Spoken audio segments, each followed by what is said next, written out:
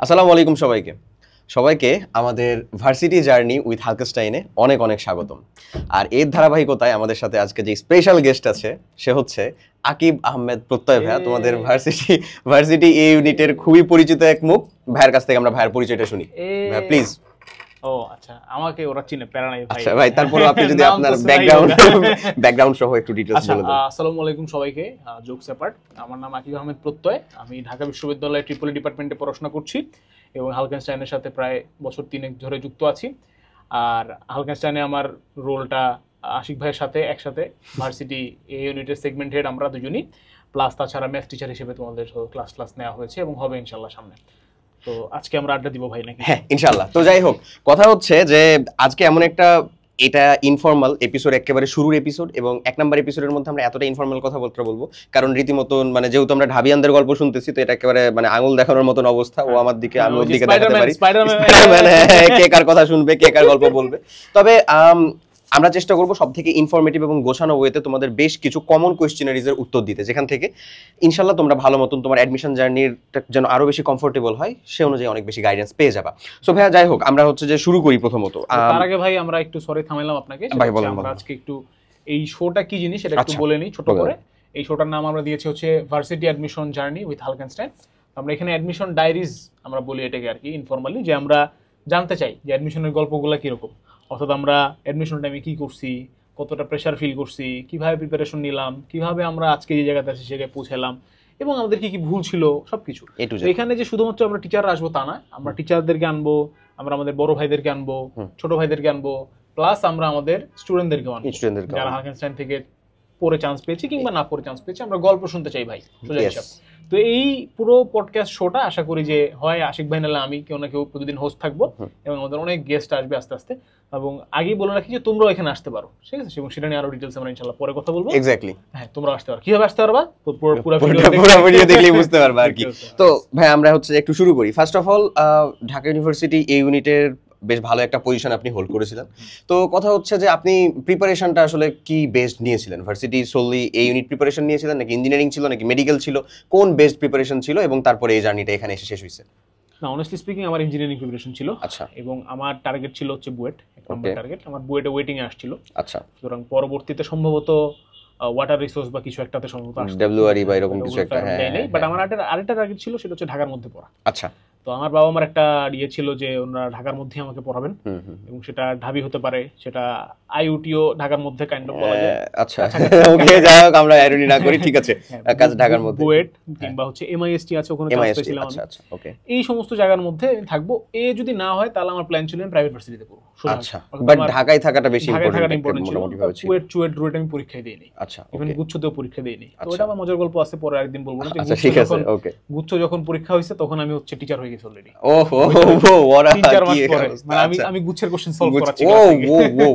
আচ্ছা আচ্ছা। এনিওয়েজ, তো এখন হচ্ছে বেসিক্যালি প্রিপারেশনটা আমি ইঞ্জিনিয়ারিং শুরু করি, এবং অফলাইনে তো তখন উদ্ভাস ছিল, এখনো আছে অফলাইনে কোচিং এর জন্য। তো আমরা উদ্ভাসে ভর্তি হই, এবং আমার প্রিপারেশন খুবই নরমাল টিপিক্যাল প্রিপারেশন ছিল। কনসেপ্ট বুক পড়তাম, মেইন বই পড়তাম, তারপরে উইকলি এক্সামে খারাপ করতাম অ্যাজ ইউজুয়াল, যেটা করতাম আর কি। ঠিক আছে, সিরিয়াল কখনো খুঁজে পাইতাম না, অ্যাজ ইউজুয়াল যেটা সবাই হচ্ছে কইতো আর কি। আচ্ছা ঠিক আছে, ওকে।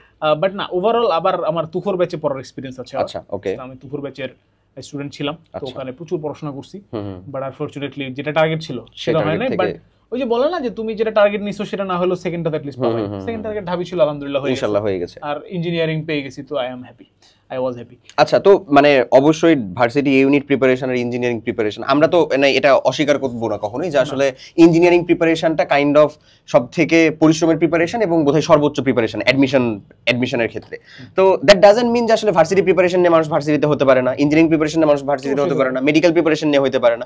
প্রিপারেশনটা আসলে ভাই নিজের কাছে, এটা অ্যাজ ইউজুয়াল একেবারে খুব কমন একটা ইস্যু। বাট ভাই আমি যেটা বলতে চাচ্ছি, ঢাকা ইউনিভার্সিটি ভর্তি পরীক্ষার ক্ষেত্রে অবশ্যই সেটা আমাদের বুয়েট ভর্তি পরীক্ষার প্যাটার্ন থেকে totally kind of different. First of all written MCQ একসাথে, তার উপরে আবার উইদাউট ক্যালকুলেটর। আমার নিজের ইঞ্জিনিয়ারিং প্রিপারেশন ছিল। সো ইঞ্জিনিয়ারিং প্রিপারেশন নেওয়া মানুষজন যারা এসপিরেন্ট, তাদের কাছে ক্যালকুলেটর একটা মানে কি বলবো সহযোগী, মানে চরম লেভেলের একটা সহযোগী হাতিয়ার। তো উইদাউট ক্যালকুলেটর তো ক্যালকুলেশন প্লাস এই টেন্ডেন্সিটা তো আনা লাগছে। এটা আসলে কখন থেকে শুরু করেছিলেন? আচ্ছা, এটা হচ্ছে কি আমার একটা প্ল্যান, সবসময় প্ল্যান বি ছিল আর কি। প্ল্যান এ ছিল বুয়েট, প্ল্যান বি ছিল ঢাবি। তো যখন হচ্ছে মানে এটা আগে থেকে ফিক্স করে রাখছিলেন যে প্ল্যান, তো এটা আমি তোমাদের সাথে জাস্ট একটু থামায়া বলতে চাই যে সেটা হচ্ছে ভাই এই জিনিসটা রাখাটা অনেক অনেক জরুরি, বিলিভ মি অনেক জরুরি। মানে তোমার লাইফে তোমাকে একটা সেকেন্ড চান্স, সেকেন্ড একটা অপশন হিসেবে রাখতেই হবে, তাতেই তুমি হয়তোবা মানে তুমি তোমার সর্বোচ্চটাতে আগাইতে পারবা, ব্যাপারটা এরকম। সো হ্যাঁ ভাই, এবং এটা শুধুমাত্র পড়াশোনার ক্ষেত্রে না, এটা সব সময় সব ক্ষেত্রে বুদ্ধিমানের জন্য ইশারা যথেষ্ট। আচ্ছা ওকে, তো যেটা বললাম যে প্ল্যান বি ছিল ঢাবি, সেই জন্য হচ্ছে যখন মোটামুটি মনে হয় 1 মাসের মতো বাকি, তখন হচ্ছে আমি ঢাবির কোশ্চেন ব্যাংক কিনে আনি একটা। আচ্ছা, কিনে আনি না, অভ্যাসের থেকে তো ওটা আমি তখন ঘাটাঘাটি শুরু করি যে কি আসে না আসে। তো প্রথম দেখে আমার কাছে মনে হলো যেটা খুবই ইজি, খুবই ইজি, মানে খুবই ইজি। মানে দেখা যাচ্ছিল যে ইঞ্জিনিয়ারিং এ তো অনেক মাথা খাটাতে হইতো, আমি দেখলাম আমি পড়লেই পারতেছি। একটা চ্যালেঞ্জ ছিল, সেটা হচ্ছে ক্যালকুলেটর ছাড়া, এটা একটা বড় চ্যালেঞ্জ ছিল। তো সেই জন্য আমি যেটা করছিলাম, আমি একটা মডেল টেস্ট হইতো ভাষা শেষের দিকে, লাস্টে মনে হয় 15-20 দিন থাকতে varsity model test, final model test টাকা দেওয়া লাগতো, আলাদা করে ভর্তি হওয়া লাগতো। আমি সেটা ভর্তি হই, এবং ওইটা খুবই রিস্কি ডিসিশন ছিল এই অর্থে যে অনেকে তখন বলতেছিলাম, বন্ধু অনেকে ভর্তি হয় না, বলছিল যে এটা যদি করি তাহলে আবার আমার ফোকাস দুই দিকে হয়ে যাবে। তখন লিটারালি এরকম অবস্থা হচ্ছিল যে ইঞ্জিনিয়ারিং তখন ফাইনাল মডেল টেস্ট চলে, আজকে ইঞ্জিনিয়ারিং পরীক্ষা, কালকে ভার্সিটি পরীক্ষা, তারপরে দিন আবার ইঞ্জিনিয়ারিং, তারপর আবার ভার্সিটি, এরকম মানে প্রতিদিন পরীক্ষা দিতে হচ্ছে আমাকে, প্রচুর প্রেসার হয়ে যাচ্ছে। অ্যাডমিশন টাইম এমনি ডিপ্রেস থাকে মানুষ, আরো বেশি খারাপ অবস্থা যাচ্ছে, বাট আমি দিলাম।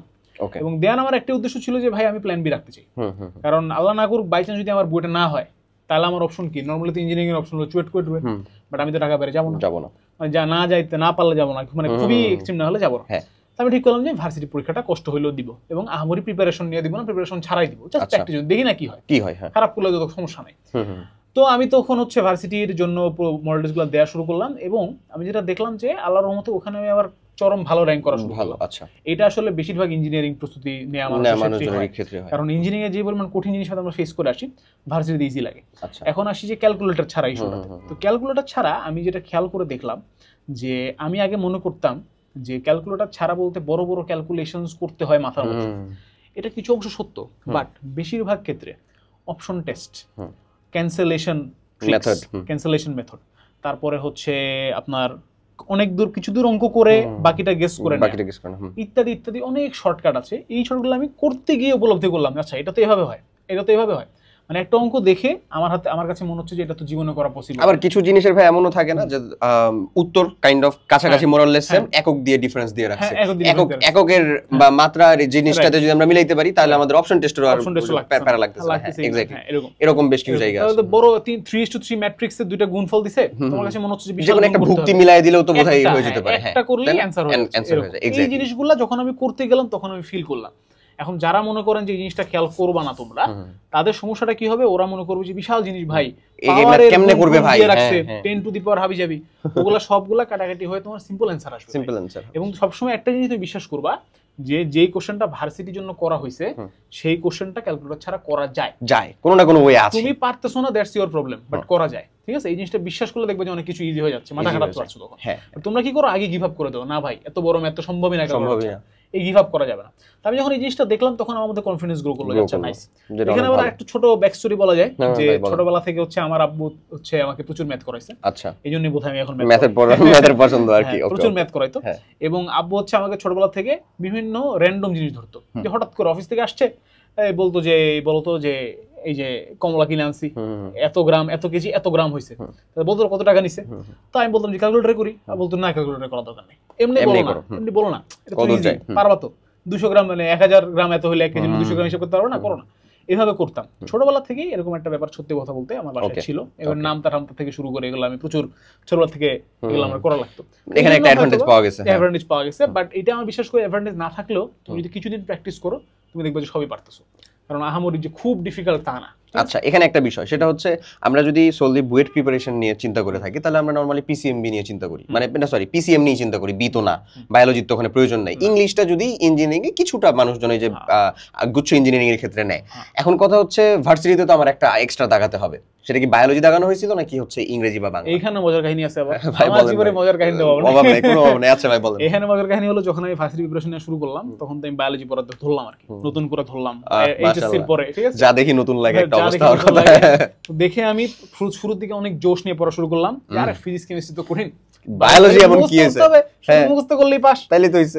শুরু করলাম মুখস্থ করা, আল্লাহর রহমতে আমি প্রথম পেজ মুখস্থ করলাম, দ্বিতীয় পেজে মুখস্থ করা শুরু করলাম, দেখলাম প্রথম পেজ সব ভুলে গেছি। আমি ঢাকা ভার্সিটি পরীক্ষার 15 থেকে 20 দিন আগে একটা ডিসিশন নেই, এবং এই ডিসিশন আমার লাইফ চেঞ্জ করে দেয়। আচ্ছা, ডিসিশনটা ছিল আমি বায়োলজি লাগাবো না। ও, এবং এই ডিসিশনটা আমি নিয়েছি একদম শেষ মুহূর্তে। আমি তখন লিটারালি বায়োলজি আমি সব দাগায় দাগায় পড়ছি। আচ্ছা, আমি কষ্ট হচ্ছে পারতেছি না, that's a different issue, but আমি কিন্তু পড়ছি, আমি সময় ইনভেস্ট করছি। তখন একদিন আমার হঠাৎ করে মনে হলো কোশ্চেন ব্যাংক তো আছে, দেখি না ইংলিশে কি আসে, আমি আবার ইংলিশ ভার্সনে পড়ছি। আচ্ছা, সো এদিক থেকে একটা অ্যাডভান্টেজ ছিল। আমি দেখলাম যে ইংলিশ মারাত্মক ইজি।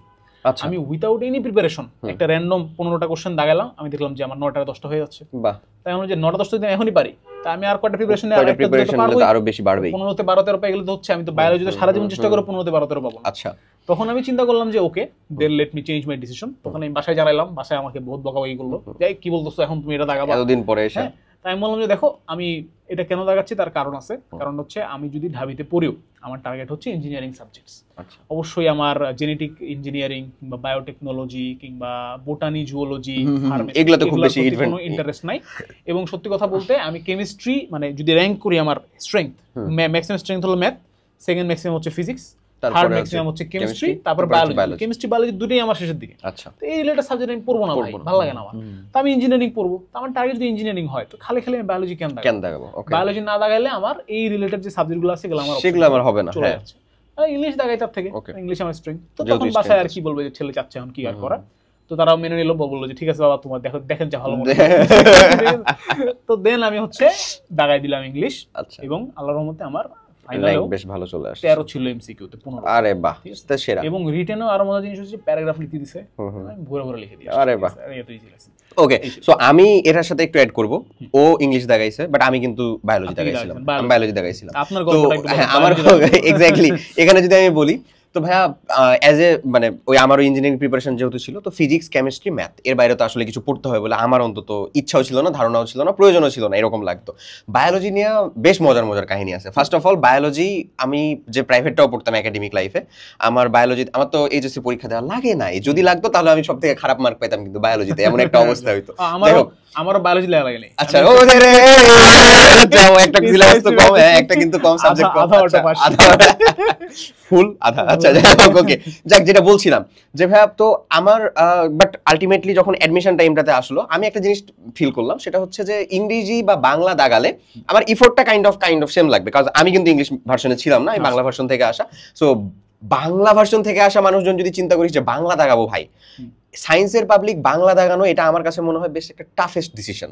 বাংলাতে যে পরিমাণ পেশাইতে পারে ঢাবি, আল্লাহর ওয়াস্তে, হ্যাঁ, সেটা হচ্ছে মানে আর্টস থেকে পড়া মানুষজন, কমার্স, আর্টস থেকে পড়া ওদের জন্য কাইন্ড অফ ওরা কেন জানি পারে। তবে আমি বলছি না যে অসম্ভব, বাট আমার কাছে মনে হয় ডিসিশনটা বেশ টাফ। তো আমি আমার কথাটা বলি, আমি বায়োলজি যে একাডেমিকে পড়তাম, আমি ওই প্রাইভেটেও যাইতাম সবার শেষে, চলে আসতাম সবার আগে। তো বায়োলজিটা আমার এতটাই বেশি পছন্দের ছিল, এতটাই বেশি ভালোবাসার জায়গায় ছিল। ইভেন সব কিছু শেষ করার পরে আমি যখন বায়োলজির চিন্তা ভাবনা করলাম, যখন তো ঢাকা ইউনিভার্সিটির পরীক্ষা আসতেছে, আমাকে বায়োলজি তো দাগাতে হবে, বায়োলজি খুলে পড়া শুরু করি। তো আমি আমার নোট খাতা থেকে শুরু করে দাগানো বই টই যেগুলোতে একাডেমিকে পড়ছিলাম, এগুলো দেখার পরে মানে আমি দিনের অর্ধেক টাইম হচ্ছে ডিপ্রেশনে থাকতাম, যে এটা কেমনে সম্ভব। আমাকে 3 বার আরো 4-5 বার যদি বায়োলজি মানে পিসিএমবি শেষ করতে বলে, ফিজিক্স, কেমিস্ট্রি, ম্যাথ, আমি করে দিব হয়তোবা, বাট এই বায়োলজি তো মনে হচ্ছে। তো আমি যে কাজটা করছিলাম ভাই, আমারটাও একটা কাইন্ড অফ রিস্কি ডিসিশন ছিল, বাট আমি কেন জানি পার পেয়ে গেছি, আল্লাহ হয়তোবা আমার ভাগ্য সহায় ছিল। আমি যে কাজটা করছিলাম সেটা হচ্ছে, আমার কাছে একটা কোশ্চেন ব্যাংক ছিল, ওই কোশ্চেন ব্যাংকে ভার্সিটি, মেডিকেল, ইঞ্জিনিয়ারিং এ তো বায়োলজি আসে না, যে ইঞ্জিনিয়ারিং এর কথা বলবো, বাট অন্যান্য ধরো হচ্ছে গুচ্ছ টুচ্ছ, যে আমাদের বেলা থেকে তো গুচ্ছ শুরু হয়েছে, তার আগ পর্যন্ত যেখান পর্যন্ত ছিল ওইটাতে সকল বায়োলজির কোশ্চেন ছিল, বায়োলজির কোশ্চেন ব্যাংক ছিল। আমার মনে পড়তেছে না, প্রবাবলি এটা অ্যাসপেক্ট বায়োলজি ছিল, এরকম কিছু একটা। তো যাই হোক, হোয়াটএভার। তো আমি যেটা করতাম সেটা হচ্ছে ওই জিনিসটাকে খুব ভালো করে পড়তাম, আমি ওই জিনিসটাকেই গেলাম। ওটা যাওয়ার কারণে আমার পড়াশোনাটা কম হয়েছে, গোছানো হয়েছে, কিন্তু অনেক রিস্কি ছিল। ওখান থেকে হুবহু কমন আসবে এমনটা কিন্তু ছিল না। আবার ডাজেন্ট মিন যে ওই কোশ্চেনটাকে যদি উল্টা করে দেয় তাহলে যে আমি পারছি না, এমন যদি হয়ে যায় তাহলে আবার হচ্ছে কোনো লাভ হলো না এমন। তো ভাই এই দিকটাতে আমার মোটামুটি বলবো যে আমি আসলে type wise question, chapter wise ধরে বায়োলজিটাতে ভালো একটা উপকার পাইছিলাম। ইভেন রিটেনের ক্ষেত্রে আমি মানে যে কাজটাতে সব থেকে বেশি আগায় রাখবো সেটা হচ্ছে যে আমি যেখানে বায়োলজি পড়তাম, ও ভাই আমাকে অনেক ভালোবাসতেন। তো আমি যেদিন যাইতাম, যেদিন ওর মন খারাপ থাকতো, ওদিন উনি আমাকে ইচ্ছে মতন অপমান করতেন। তো যেদিন আমি অপমানিত হইতাম ওই ক্লাসে, সেদিন পড়াটা আমার ওকে হইতো। হ্যাঁ, হ্যাঁ, তো আমার এখনো মনে আছে যে ওই যে 12 জোড়া অপটিক স্নায়ু আছে না, করোটিক স্নায়ু, সরি করোটিক স্নায়ু, তার ভিতরে হচ্ছে 10 জোড়া করোটিক স্নায়ুর বেলা আমাদের বেলা লিখতে আসছিল যে 10 জোড়া করোটিক স্নায়ুর নাম লিখো যে কোনো। তো এই যে ছন্দ দিয়ে যে মনে রাখতাম, ওঠো ওঠো ওঠো তামাক টিকানো, এরকম অলফ্যাক্টরি অপটিক অকুলোমোটর। আরে ভাই, তো আমি এই কোশ্চেন দেখার পরে রীতিমতন মানে আবেগ আপ্লুত হয়ে কাইন্দা দিব মনে হচ্ছে ভাইয়ের স্মরণে, আসলে যে দেবতা সাক্ষাৎ, আমার সেভিয়ার রীতিমতন এমন। তো ভাইয়া আমার এই গল্প থেকে বোধহয় শিক্ষণীয় জিনিসটা খুব কমই ছিল। আমি তোমাদের জন্য যে সাজেশনটা দিব সেটা হচ্ছে যে দেখো, বায়োলজিটা টার্গেটে নিতে পারো অবশ্যই, যদি তুমি আসলে সেটাতে কনফিডেন্ট ফিল করো। আর যদি ইংরেজিতে করো তাহলে ইংরেজিটাকে নিতে পারো, ডাজেন্ট মিন এখানে কোনো বিশাল পরিমাণে ভেরিয়েশন চলে আসবে এমন কিন্তু না। বাট তোমাকে মেক শিওর করতে হবে তোমাকে ওখানে কিন্তু ভালো মতন একটা মার্ক যেন গ্র্যাব করতে পারতে হয়, ঠিক আছে? এতটুকু তোমাকে পড়াশোনার মাধ্যমে ওখানে অবশ্যই মেক শিওর করা লাগবে। তোমার স্ট্রেংথ ওয়াইজ তুমি ডিসিশন নিবা, এটা ডিসিশন নিবা তোমার ফিউচারে তোমার প্ল্যান কি সেই অনুযায়ী। ধরো তোমার চিন্তা আছে যে তুমি বায়োলজি রিলেটেড সাবজেক্টে পড়বে, অথচ বায়োলজি দেখাইলে না, তাহলে তো আলটিমেটলি লাভ নাই। হ্যাঁ, তোমার অনেকের আছে ফার্মেসি, তারপর জেনেটিক ইঞ্জিনিয়ারিং, এগুলো কিন্তু ঢাবিতে সবচেয়ে অন্যতম দামি সাবজেক্ট। এক্স্যাক্টলি, অবশ্যই এগুলো মানতে হবে, কারণ সারা দেশে এখানে এটার উপরে কিছু নাই। তো এই জন্য যাদের এগুলো টার্গেট তাদের কিন্তু অবশ্যই বায়োলজি দাগাতেই হবে। আমার মতো পাবলিক যদি হও তাহলে দাগায়ও না, কারণ ভাই বললো না ছন্দ মুখস্থ করে লিখছিল, ওটা আমি একবার ওর পরীক্ষার আগে 12-13টা ছন্দ এনডিসি সেন্টার বনের আগে মুখস্থ করে, ছন্দ মনে রাখার জন্য ছন্দ লাগতেছে। হ্যাঁ, পরীক্ষার হলে গিয়ে আমার শুধু ছন্দটাই মনে আছে। আমি পিছনজনকে জিজ্ঞেস করতেছে এই ওঠো ওঠো এটা কি ছিল, এই ওঠো এক ওঠো পরে মনে আসছে আরেক ওঠো দিয়ে কি ছিল বলো। আচ্ছা ভাই, এখানে আরেকটা ইম্পর্টেন্ট কোশ্চেন যেটা ওরা সবাই ফেস করে প্রায়, সেটা হচ্ছে যে এই ভার্সিটি বা ইঞ্জিনিয়ারিং প্রিপারেশন, মানে আলটিমেটলি যে অ্যাডমিশনের জন্য প্রিপারেশন নিছিলেন, এই ক্ষেত্রে টাইপ ওয়াইজ পড়াশোনা এবং কোশ্চেন ব্যাংক সলভ, এই জিনিসটা আসলে কিভাবে প্রভাবিত করেছে? আদৌ কি পজিটিভ ভাবে ছিল নাকি নেগেটিভ ভাবে হইছে? মানে এটার ইম্প্যাক্ট আসলে কতটুকু ছিল সেটা যদি ডিটেইলসে একটু বলেন। এটার ইম্প্যাক্ট মানে যে এটার গুরুত্ব অপরিসীম, এবং সত্য কথা, আইরনি না, সত্য। মানে টাইপ ওয়াইজ যদি না পড়তাম আমি, তাহলে আমার কিছুই পড়া হতো না। আচ্ছা, স্পেশালি যদি আমি বলি ইন্টিগ্রেশনের কথা, ম্যাথে একটা এক্সাম্পল দিই। ম্যাথে যখন আমি ইন্টিগ্রেশন, আমি এইচএসসি তে যখন ইন্টিগ্রেশন পড়ছি, আমি সবগুলো চ্যাপ্টার আমি ভালো মতো শেষ করিনি। আচ্ছা, ঠিক আছে, আমি শুরুর দিকে মানে বেসিক ইন্টিগ্রেশন পারতাম, তারপর কিছু জেড ধরে যে ওগুলো পারতাম, এরপরে গিয়ে যে আরো এক্সপার্ট লেভেল ইন্টিগ্রেশন আছে না, ওগুলো আমি পারতাম। ক্ষেত্রফল অনেক কিছু আছে, ক্ষেত্রফল সূত্র মুখস্থ করছিলাম, আর যে 1/a ln এগুলো আছে না, এগুলো আমি পারতাম না ঠিক মতো। তো তখন আমি যখন ইয়েতে গেলাম, অ্যাডমিশন শুরু করলাম, তখন তো ইন্টিগ্রেশন ভালো করে পারতেই হবে অবশ্যই। এবং আমার একজন বড় ভাই ছিল আমারই বিল্ডিং এ, বুয়েটে, এখন পাশ করে ফেলছেন, সিভিলে ছিলেন। তো উনি হচ্ছে আমাকে বলছিলেন যে দেখ প্রত্যয়, তুই যদি ইন্টিগ্রেশন না পারিস তাহলে তুই ইঞ্জিনিয়ারিং এ যাস না, কারণ ইঞ্জিনিয়ারিং এ কথা নাই বাতরা নাই, ইন্টিগ্রেশন হুটহাট করে। হ্যাঁ, সকালবেলা স্যারের মনটা খারাপ, আসো একটা ইন্টিগ্রেশন করো, এক্স্যাক্টলি ভাই, কুছ ভি, ঠিক আছে, এখানে ইন্টিগ্রেশন ওখানে ইন্টিগ্রেশন, সব জায়গায় চলে এটাকে ইন্টিগ্রেট করো। লিটারালি তুমি ইন্টিগ্রেশন ছাড়া তুমি চোখে কিছু দেখবা না। এক্স্যাক্টলি, এটা সত্য। তো তখন আমি বললাম যে ভাই আমি তো পড়িনি, এখন কিভাবে কি পড়বো? দেন উনি বললো যে সিম্পলি তুই যে কোনো একটা বই নে, কোশ্চেন ব্যাংক অথবা কনসেপ্ট বুক নে, ডিবি ইন্টিগ্রেশনের অনেক টাইপ আছে, টাইপ ওয়াইজ তুই টেকনিকগুলো মনে রাখ। অঙ্ক আগে যেমন বইয়ের অঙ্ক করে তো অ্যাডমিশন সব একেবারে পার করে গেছে, বাট অ্যাডমিশনে তুই বইয়ের অঙ্ক করে পাবি না, এমন হইতে পারে যে এখান থেকে কিছু আসবে না, ফিল্টার্ড কোশ্চেন চলে আসে। হ্যাঁ, আইডিয়াটা তোর ইউজ করতে হবে এখানে। তো আমি তখন আমার মনে আছে যে মনে হয় 42টা টাইপ হয়েছিল বা কিছু একটা, 40 প্লাস এটা মনে আছে। ইন্টিগ্রেশনের টাইপ আমি করছিলাম, এবং ওটার মধ্যে দুনিয়ার যাবতীয় যে কোনো অঙ্ককে ফিট করা যায় ইন্টিগ্রেশন, এবং অনেক আউট অফ সিলেবাসও ছিল যেগুলো এইচএসসি নাই। সব আমি একটা নোট করলাম, সবগুলা টপিক বুঝলাম, মুখস্থ করিনি একটা জিনিস, সব বুঝলাম। বোঝার পরে দেখা গেল এখন আমি ইন্টিগ্রেশনের বস, মানে অ্যাডমিশনের টাইমে কথা বলছি, তখন আমি ইন্টিগ্রেশনের বস, যে কোনো ইন্টিগ্রেশন দিলে সলভ করে ফেলতে পারছি। উদ্ভাসের আমাদের ইন্টিগ্রেশনের যে ইয়েটা হয়েছিল, উইকলি টেস্টটা হয়েছিল, মানে যে উইকলি টেস্ট ইন্টিগ্রেশন ছিল, ওখানে আমার র্যাঙ্ক ছিল 50-এর ভিতরে। আচ্ছা, কারণ ইন্টিগ্রেশন অনেক কঠিন দেয় উদ্ভাসে, কেউ পারে না, বাট কারণ আমি 42টা টপিক টাইপ করছি, আমি ভালো বুঝে পড়ছি, কিচ্ছু মুখস্থ করিনি। সো এইটা একটা এক্সাম্পল দিলাম। এরপরে আসি ধরেন আপনার এই যে কেমিস্ট্রিতে, ফিজিক্সে, সমস্ত সাবজেক্টে লিটারালি টাইপ ওয়াইজ যদি না পড়ো তুমি, তাহলে তুমি ধরতেই পারবে না জিনিসগুলো, ট্র্যাকেই থাকা যাবে না। এক্স্যাক্টলি, এইজন্য আমরা ক্লাসও যখন পড়ে তখন কিন্তু টাইপ ইউনিভার্সিটি আবার ক্লাস নিচ্ছি আমরা। আলটিমেটলি এটার কথাই বলছি যে ধর যদি আমরা মেইন পিলার একেবারে 3টা জিনিসকে দেই, একটা হচ্ছে ওকে কনসেপ্ট তো বোঝা লাগবে, সেটার কোনো ব্যতিক্রম নাই আসলে। থিওরি ছাড়া ও যদি শুধু কোশ্চেন সলভ করে যায়, ওটাকে ঘুরাই দিলেও আর পারবে না, ব্যাপারটা এরকম। থিওরি বোঝার পরে যেটা মোস্ট ইম্পর্টেন্ট ধাপ, সেটা হচ্ছে টাইপ ওয়াইজ কোশ্চেন সলভ করতে হবে, নিজে কোশ্চেন সলভ করতে হবে, বুঝতে হবে, কোশ্চেন সলভ দেখতে হবে ভালো মতো। আর তারপরে এক্সট্রা হিসেবে সেই জিনিসটা যেটা করতে পারি পারে এক্সাম অ্যাটেন্ড করবে মানে নিজে প্র্যাকটিস করতেছে, এক্সামের মাধ্যমে করতে পারে, নিজের মাধ্যমেও করতে পারে। এই তিনটা জিনিসই আমরা ভার্সিটি অ্যাডমিশনের ক্ষেত্রে খুবই ভালো মতন ইমপ্লাই করার চেষ্টা করছি।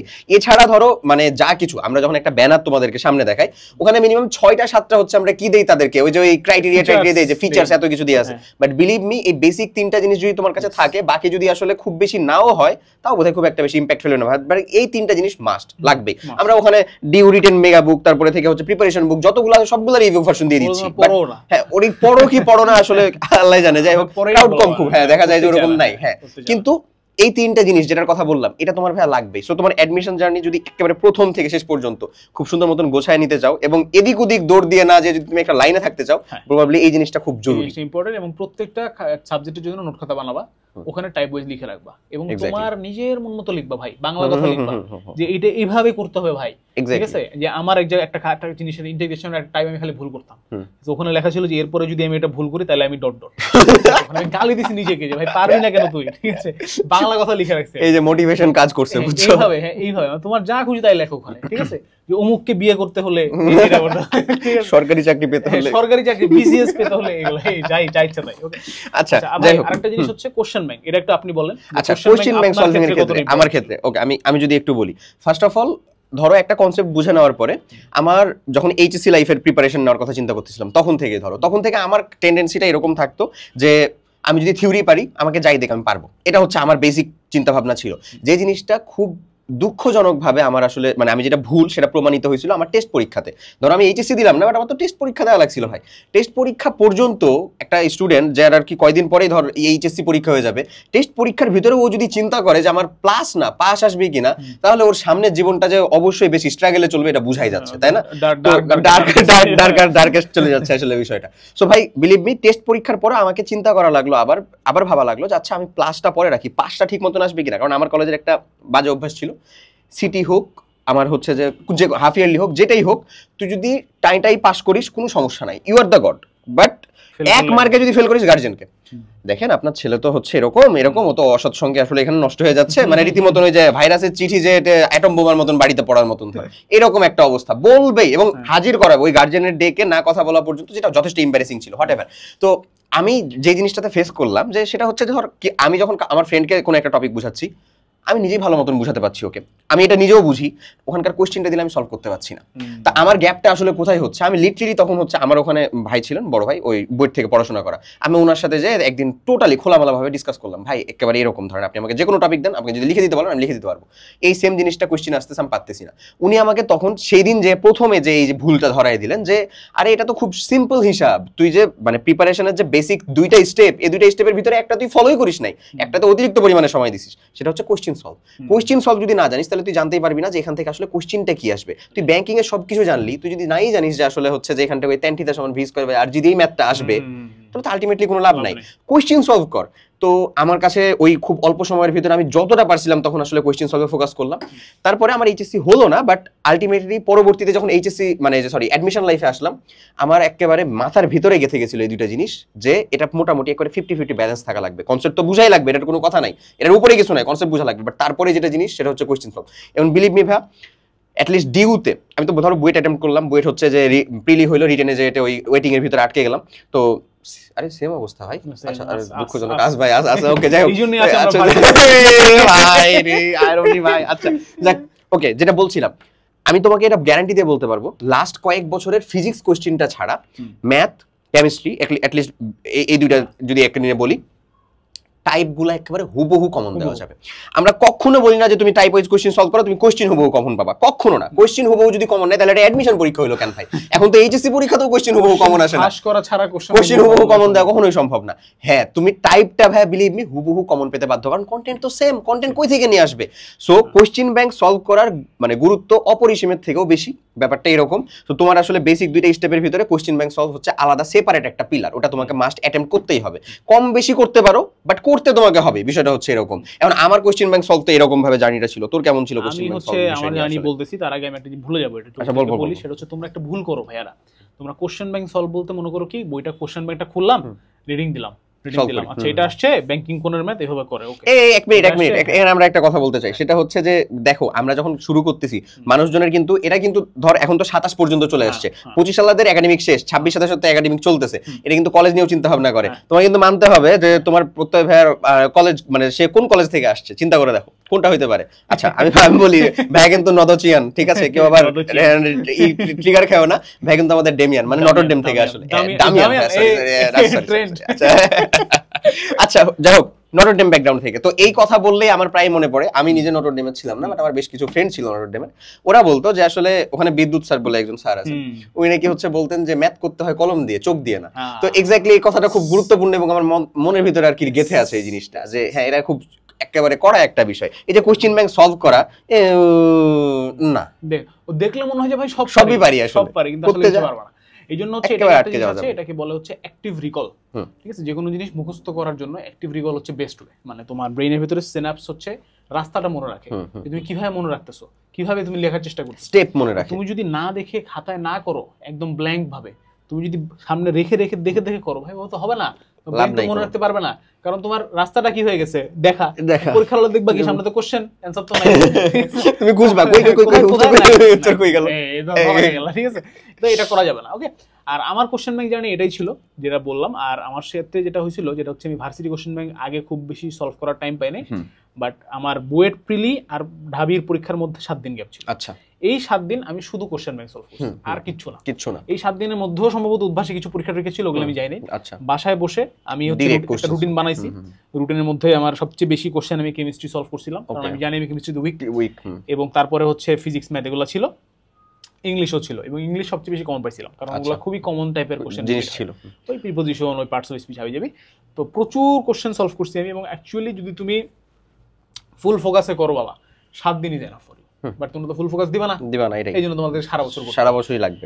আরেকটা জিনিস যেটা হচ্ছে যে আমরা যে প্রতি বছর তোমরা দেখো যে আমরা এত কমন দিই ক্লাস থেকে, যে আমাদের এত কমন পড়ে, এটা কেন পড়ে জানো? কারণ আমরা তোমাদেরকে টাইপ ওয়াইজ করাই এবং কোশ্চেন ব্যাংকে ফলো করে করাই। আমরা কিন্তু প্রত্যেকটা স্লাইড অ্যানালাইসিস করে বানাই যে কোন কোন টপিক থেকে কোন কোন জায়গা থেকে প্রশ্ন আসবে, এবং সে কারণে কিন্তু কমন পড়ে। কোনো এটা মানে কোনো জাদুবিদ্যা তো নাই, এটা এক্স্যাক্টলি যে কিছু নাই, এই জন্যই কমন পড়ে। তোমাদেরকে আমরা এই টেকনিকটা ফাঁস করে দিচ্ছি, তোমরা পড়ো, তোমরা তো কমন পড়ুক, তোমরা পারবা, তুমি হ্যাঁ সেম টু সেম এটা ফলো করো, তুমি আরামসে তুমি নিজেও কমন পেতে বাধ্য আর কি, ব্যাপারটা এরকম। আমি এখানে একটা এক্সট্রা জিনিস অ্যাড করব, সেটা হচ্ছে দেখো ও কিন্তু হচ্ছে যখন 7 দিন প্রিপারেশন নিচ্ছিল বলে দিচ্ছে উইক সাবজেক্ট যেহেতু কেমিস্ট্রি ছিল, সেটা কোশ্চেনই সবথেকে বেশি সলভ করছে। এই বিষয়টাও একটু মাথায় রেখো। আমার এরকম একটা ভ্রান্ত ধারণা ছিল হচ্ছে মেডিকেলে ধরো, সেটা হচ্ছে যে আমি বায়োলজিতে উইক, মেডিকেলে বায়োলজিতে উইক, তাহলে কি মানে প্রথম কথাতেই তো বাদ, ব্যাপারটা এরকম না, প্রথম কথাতেই বাদ। বাট যাই হোক হোয়াটএভার, আমি যেটা বলতে চাচ্ছি সেটা হচ্ছে যে তো আমার টার্গেট ছিল আমি তো বায়োলজিতে উইক বাট ফিজিক্স কেমিস্ট্রিতে তো মোটামুটি আলহামদুলিল্লাহ ওখানে একটা ভালো মার্ক গ্র্যাব করতে পারবো। আমি ওই টেন্ডেন্সি রেখে বায়োলজিটাকে অতটা প্রায়োরিটি না দিয়ে আলটিমেটলি খুব ভালো মতন দিলাম এখানে, ধরো লাভ হয় নাই, পাস করছি খালি, লাভ হয় নাই, ভালো খুব একটা ভালো আসে নাই। সেম টু সেম আমি যখন ডিউ বলো প্লাস হচ্ছে যে অন্যান্য যেটা আমাদের টার্গেটেড জায়গা ছিল বুয়েট বলো, এগুলোতে যখন পরীক্ষা দিলাম তখন আমি স্টিল খুব ভালো মতন মাথায় রাখতাম আমাকে ম্যাথটা খুব ভালো মতন করতে হবে। কারণ আমি চিন্তাই রাখতাম যে ধরো এই যে মানে এমনি শুরুর দিকে যে চ্যাপ্টার ম্যাট্রিক্স বল সরলরেখা বল এগুলাতে মোটামুটি ভাবে ঠিক আছে, অন্তরীকরণ যোগীকরণ এগুলা থেকে যে ম্যাথগুলা যে পেঁচাবে, এই প্যাচগুলা যদি আমি না পারি আলটিমেটলি আমি অবভিয়াসলি সিরিয়ালে পিছিয়ে যাবো, অনেক পিছিয়ে যাবো। ওর ক্ষেত্রে কেমিস্ট্রি ছিল, আমার ক্ষেত্রে এরকম সিম্পলি বলতে পারবো। এর জন্য হচ্ছে আমি একটা যে তোমাদের গাইডলাইন ভিডিও যখন বানাই তখন একটা কথা বলি, আমি একটা মেথড বানাইছি, মেথডের নাম হচ্ছে H2E method. H for hard, E for easy, hard to easy method. Exactly যখন তুমি প্ল্যান বানাচ্ছ, আমি যখন 7 দিনের প্ল্যান বানাইছি, হয় 1 মাসের প্ল্যান বানাচ্ছ, সবার আগে সব প্রায়োরিটি দাও হার্ডটাকে, কঠিন সাবজেক্টের কঠিনতম চ্যাপ্টারটা ধরো আগে, কারণ শুরুতে মোটিভেশন থাকে তুঙ্গে, বুঝছো, মোটিভেশন এইভাবে এক্সপোনেনশিয়ালি ড্রপ করে আসলে 2 দিন পর তুমি কিছু করবে না। এইজন্য মানে 90% স্টুডেন্টকে আমি যদি দুনিয়ার সবচেয়ে কঠিন ম্যাট্রিক্সের কোশ্চেন এনে দিই ও সলভ করে ফেলবে, বাট দুনিয়ার সবচেয়ে সহজ ইন্টিগ্রেশন দিলে ওই ইন্টিগ্রেশন দেখেই প্যানিক খায় যাবে, এটা কি অবস্থা, ঠিক আছে? এর জন্য সো এটা অবভিয়াসলি ভাই চেষ্টা করবা যে কোনো প্ল্যান বানাতে গেলে যেখান থেকে তুমি আসলে তুমি এফোর্ট দিচ্ছ বাট ওই সাবজেক্টটা থেকে তুমি ফিডব্যাক পাচ্ছ না, ওই সাবজেক্টকে বেশি প্রায়োরিটি দাও, ওকেই দাও। ওই তোমার হচ্ছে কি বলবো, ওই লাইমলাইট হইতে পারে তোমার অ্যাডমিশনের। ওই আরো একটা ভ্রান্ত ধারণা আছে মানুষের, সেটা ওরা ভাবে কি যে আমি তো ম্যাথ ভালো পারি, আমি ম্যাথে ধরেন ইয়েতে কত মার্ক 15 10 25 করে ম্যাথে 25 তুলবো, ফিজিক্স কেমিস্ট্রি বা কেমিস্ট্রি ওখানে হচ্ছে 17 18 15 16 তুললে ওখানে যেটা কম পড়বে এটাই ম্যাথে উঠাই দেব। বাবা ট্রাস্ট মি, এটা আরেকটা ভুল সিদ্ধান্ত, আমি চরম ভুল করছিলাম, ঠিক আছে? আমি ভাবছি যে ম্যাথে তো আমি প্রো, আমাকে ম্যাথে কে আটকায়, কিন্তু ম্যাথেই আমাকে আটকাইছে, কারণ এবারের ম্যাথ কোশ্চেন সবচেয়ে কঠিন হইছে।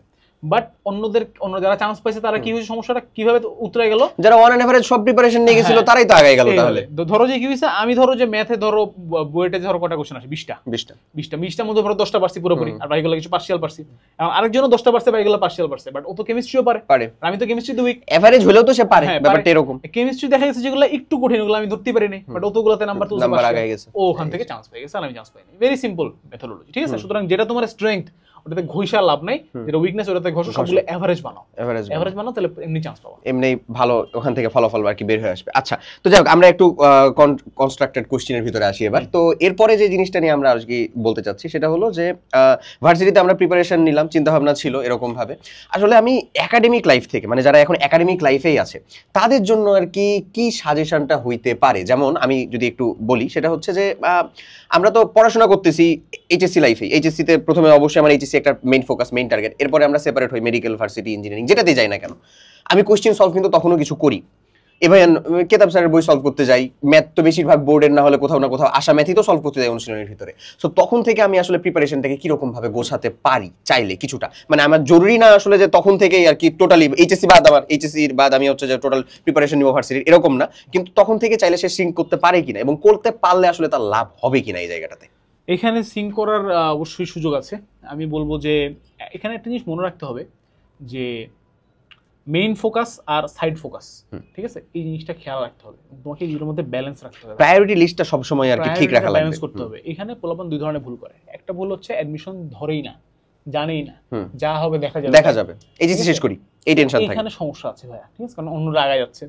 আর কিছু পোলাপান আছে যে অ্যাডমিশনে এত ফোকাসড, ও হচ্ছে উত্তেজিত, হ্যাঁ উত্তেজিত ভাই, অ্যাডমিশনে এত ফোকাসড, ও হচ্ছে উত্তেজিত 27, হ্যাঁ হ্যাঁ হ্যাঁ, এটাই বাস্তব। ও এত বেশি উত্তেজিত হয়ে যায়, এরকম স্টুডেন্ট আমি পাইছি, ট্রাস্ট মি ভাই।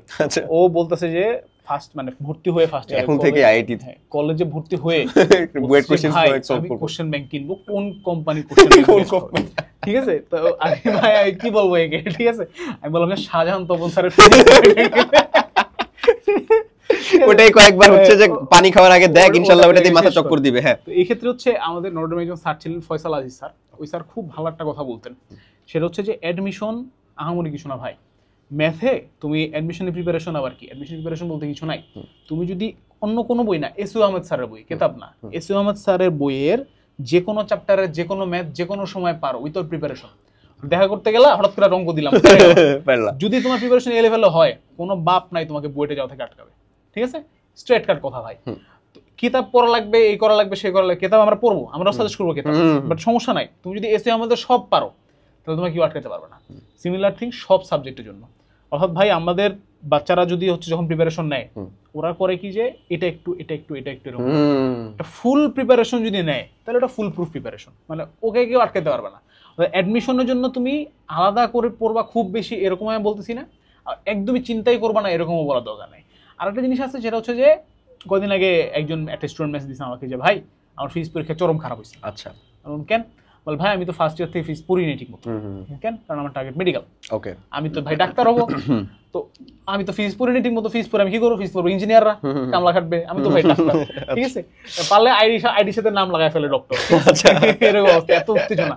বাট ওর এখন এই ফিজ পরীক্ষাটা খারাপ হয়ে গেল, ঠিক আছে? ও এখন দেখা যাচ্ছে এমসিকিউ তে এত বাজে হয়েছে যে ও ভয় পাচ্ছে ফেল চলে না, আনফরচুনেটলি। মানে আমি ওকে ট্রল করতেছি না, দুঃখজনক বিষয়টা অবশ্যই। সুতরাং সব সাবজেক্টে কিন্তু ইম্পর্টেন্স দিতে হবে ভাইয়া, হ্যাঁ অবশ্যই, জন্য তুমি একদম ভুলে গেলে চলবে না। এর সাথে সাথে ধরো তোমার ইঞ্জিনিয়ারিং যদি টার্গেট হয় তাহলে তুমি কিছু একটু হার্ড ম্যাথ দেখলা চ্যাপ্টারের সাথে সাথে অল্প, তাই বললো ভাই 30 ঘন্টার ক্লাস করবো এরকম, ঠিক আছে? এক্স্যাক্টলি, হালকা পাতলা দেখলাম। আমি যেটা করতাম, আমার ক্ষেত্রে সবচেয়ে মজার ব্যাপার ছিল ভাই যে যখন ম্যাথ করতাম দেখতাম যে বুয়েট আসছে, এটা এই সলিউশন দেখা যাবে না, আমি চেষ্টা করে দেখি যদি ভাই সলভ হইছে, পটেনশিয়াল বুয়েট, পটেনশিয়াল আমি চোখ বুঝেই বুয়েট, এরপরে কতক্ষণ ধরে হচ্ছে স্বপ্ন দেখেছি, এই স্বপ্নের আলোতে নাকি ছিল বুয়েটের ক্যাম্পাসে কি করবে এগুলো প্ল্যান করে আবার পড়ালেখায় ব্যাক করতে। এত উত্তেজনার দরকার নাই, বাট তোমরা সিম্পলি যখন এখন বইগুলো খুবই ভালো হচ্ছে দিন দিন ভাই, এত মোটা হয়ে গেছে, প্রত্যেকটা বইয়ের মধ্যে হচ্ছে লেখা থাকে অ্যাডমিশনে কি কি আসছে না আসছে, একটু দেখো না রে বাবা, আইডিয়া নাও। আইডিয়া রাখাটাই অনেক ইম্পর্টেন্ট, কারণ তাহলে অ্যাডমিশনে গিয়ে আর আইডিয়া রাখতে হবে না। আমি শিওর এই ভিডিও অনেকে দেখতেছো যারা ফার্স্ট ইয়ার আছো, তোমরা ভালো কাজ করতেছো, ভিডিও দেখতেছো, ঠিক আছে, কারণ তোমাদের আইডিয়াটা আগে এই জিনিসটা জেনে থাকা ভালো, তাহলে ওখানে গিয়ে ঠাস ঠুসে স্টার্ট করে দিতে পারবা। ওকে, এখানে একটা গুরুত্বপূর্ণ কোশ্চেন, সেটা আমার ক্ষেত্রে অন্তত খুবই ইম্পর্টেন্ট, প্লাস হচ্ছে যে অনেক মানুষজন জিজ্ঞাসা করে এটা, সেটা হচ্ছে অ্যাডমিশন টাইমটাতে এইচএসসি লাইফ শেষ হইলো কেবল, মানে প্র্যাকটিক্যাল ধর হয় নাই, তার আগেই তো দেখা যায় যে প্রোগ্রাম সব চলে আসে, মানুষজন হচ্ছে যে আর সবাই হচ্ছে শুরুও করে দিয়েছে প্রিপারেশন নেওয়া প্র্যাকটিক্যালের আগেই, কিন্তু এটা কিন্তু একটা হার্শ রিয়ালিটি। হ্যাঁ হ্যাঁ, সবাই করতে একেবারে রীতিমতন, আবার তারও আগে থেকে শুরু করে কিন্তু ভাই মেলা মানুষজন আছে দেখা যায়, মানে এক তো আছে হচ্ছে আর্লি বার্ড, আরেক থাকে হচ্ছে প্রি বুকিং, তার আগে যদি কিছু থাকে ওডিও থাকে আর কি, ঠিক আছে। তো যাক, আমি যেটা বলতেছি সেটা হচ্ছে যে এই এইচএসসি লাইফের পরে অ্যাডমিশন অংশটার ভিতরে তার প্রিপারেশন যেটাই হোক, মেডিকেল হোক, ইঞ্জিনিয়ারিং হোক, ভার্সিটি হোক, একটা প্রপার গাইডেন্সের ভিতরে থাকাটা কতটা জরুরি, আর এটা না থাকার কারণে কি কি হইতে পারে। আমি যদি আমার কথাটা বলি, হ্যাঁ আমি যদি আসলে আমার না থাকার কারণে বলি, তাহলে আমি বলি যে আমি কোন কোন দিনে কোন কোন সময়ে ডিপ্রেশনে থাকতাম, আমি বলি বিষয়টা। ধরো ক্লিয়ার করি ব্যাপারটা হলো যে ধরো আমার কাছে বইয়ের স্তূপ আছে, মানে অবশ্যই ছিল, তখনও ছিল, একাডেমিক বই থেকে শুরু করে তখন অ্যাডমিশনের বইটাই সবকিছু স্তূপ ছিল, আমার কাছে নোট ছিল, আমার নোট করা যা কিছু জিনিসপাতি সবকিছু আছে। ওকে, উইকলি হইতেছে, উইকলির ভিতরে মানে আলহামদুলিল্লাহ যাকে বলে খারাপ করা, সেটা হচ্ছে করতেছি একটা খুব ভালো মতন, যেটাকে বলে খারাপ করতেছি। এখন আমার উইকলির মার্কটা দেখার পরে তো আমার নিজের কাছেই হচ্ছে ধরো কি বলবো, একটু হলেও মানে দ্বিধা দ্বন্দ্ব লাগতেছে যে আসলে কি আমার ইঞ্জিনিয়ারিং প্রিপারেশন নেওয়াটা ঠিক, এটা কি আমার আসলে আদৌ ক্যালিবারিটির ভিতরে, কিন্তু উইকলির ভিতরে পাস ফেল নাই লেগে যাচ্ছে, সিরিয়াল তো কোনো খুঁজে পাইছি বলে তো মনে হচ্ছে না, 6 ডিজিট ছাড়া সিরিয়ালই আসে না ভাই, তো এটা কি অবস্থা ভাই, স্যালারি 6 ডিজিট আসে না। আচ্ছা যাই হোক, ওকে, জোকস অ্যাপার্ট, যেটা বলছিলাম, তো ভাইয়া এই যে এই জায়গাগুলো থেকে তো তোমার যে আসলে উইকলির ফলাফলটা রিয়েলি বিন্দু মাত্র যে ম্যাটার করে না, এই জিনিসটা তোমাকে বলবে কে? আর তোমাকে তখন মানে আসলে যদি একটা র্যান্ডম মানুষের কাছ থেকে শুনো, জিন্দেগিতে তুমি বিশ্বাস করতে চাইবে না। আমি তো অন্তত করতে চাই নাই, আমাকে তো হয়তো বা বলতো, ধরো আমার আশেপাশে ফ্রেন্ডরাই বলতো যে আরে উইকলি মার্কটা কোনো প্যারা, আমি তো এটা বিশ্বাসই করতে চাইতাম না।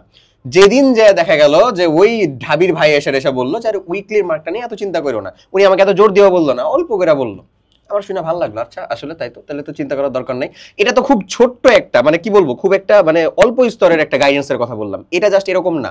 এরপরে ভাইয়া মানে ধরো হচ্ছে যে ঢাবি ভর্তি পরীক্ষার ক্ষেত্রে আমার যে প্রিপারেশন স্ট্র্যাটেজিটা এমন হওয়া দরকার, আমার যে এমসিকিউ এ আমার 45 মিনিটে 60টা কোশ্চেন দাগাতে হবে, তার মানে আমরা একটা কোশ্চেনের পিছনে সময় পাই কত, 45 সেকেন্ড এরকম পাই, হ্যাঁ 45 সেকেন্ড টাইম পাই, আর আমাদের 45 মিনিটে 40 মার্কের রিটার্ন লিখতে হয়। সো বাই ডিফল্ট চিন্তা করতে গেলে পার মার্কে আমার মিনিটে 1 মিনিটের থেকেও কম সময় আসছে কিন্তু এমসিকিউতে। তো মানুষজন ইজিলি চিন্তা করে নিতে পারে যে এমসিকিউটাই টাফেস্ট, রিটেনে যেহেতু 1 মার্কের পিছনে 1 মিনিটের থেকে বেশি সময় আসতেছে, রিটেনটা আমি যদি পারি বোধহয় উত্তর করা কঠিন না। এই যে একটা বড় সড়ো ভুল ধারণার ভিতরে আছে, এটা ওকে বুঝাবে কে?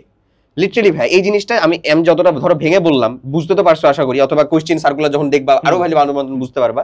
বাট লিটারালি তোমার এমসিকিউ 45 সেকেন্ডে যতটা না কঠিন লাগবে, তোর ওই 1 মিনিটে বেশি সময় ধরে যে 1 মার্কের পিছনে রিটার্ন পাচ্ছিস, ওটা বেশি কঠিন হবে। কেন? কারণ কোশ্চেনটা যে থাকে 3 লাইনের, উত্তর আমি মেনে নিলাম যে 1 লাইনের, কোশ্চেনই থাকে 3 লাইনের। কোশ্চেন যখন 3 লাইনের হয়ে যাচ্ছে ভাই, তখন এটা পড়ে শেষ করার পর এটা কোন চ্যাপ্টারের কোন জায়গা থেকে আসছে এটি বুঝতে ওটা তোমার 1 মিনিটের সময় কিন্তু অলরেডি চলেই গেছে। রিটার্নে ভাই আমি একটা কথা অ্যাড করি, যেহেতু বললাম রিটার্নের কথা, আমি বললাম না ম্যাথে তো আমি আগে থেকে এক্সপার্ট, তার উপর আবার ইন্টিগ্রেশন এক্সপার্ট, এটা বলছি না। আমার ঢাবি ভর্তি পরীক্ষার দিন এমন হয়েছে, এটা ইন্টিগ্রেশনের কোশ্চেন আমি সলভ করতেছি, সলভ করার পরে আমার অ্যানসার আসছে 0। আচ্ছা, বাট আমি জানি এটার অ্যানসার 0 না, কারণ আমি এত করছি যা মুখস্থ হয়ে গেছে, বাট আমি অ্যানসার তখন আসতেছে হচ্ছে 0। হ্যাঁ, আমি কোনোভাবে বুঝতে পারছি না আমি কোথায় ভুল হয়েছে, বাট ভুল আছে আমি শিওর, বাট বুঝতে পারছি না। তো দেখা গেছে আমি শিওর ওই ম্যাথের পিছনে আমি অ্যাটলিস্ট 6-7 মিনিট খরচ করেছি, অ্যাটলিস্ট, বাট শেষ মেশ আমি সলভ করতে পারছি, সলভ করা গেছে, মানে বুঝতে পারছি কোথায় ভুলটা হয়েছে।